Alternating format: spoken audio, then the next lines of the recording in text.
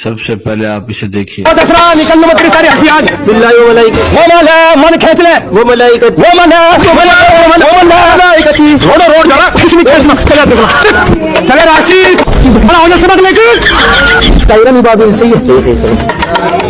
काबा में फंस रहा है जिंदगी में। आगे सबक क्या है उसमें? तायरन इबाबिल। तायरन इबाबिल हाजी ने बताया। किसने बताया? जुनैद ने। ओहो बड़े मौलाना ने बताया। जब तो सही हो गया तू। ए मौलाना साहब आजा जरा हदीस शरीफ ले आओ। हमें भी तो बता दे क्या आज के बारे में बच्चों को तू। चलो भाई देखो अपने क्या करता हूँ। हामीम आइन सीन कॉफ। आइन आइन आइन आइन निकाल चार होते रहता। हामीम आइन सीन क्या निकल चला रहा है? चल चल चल।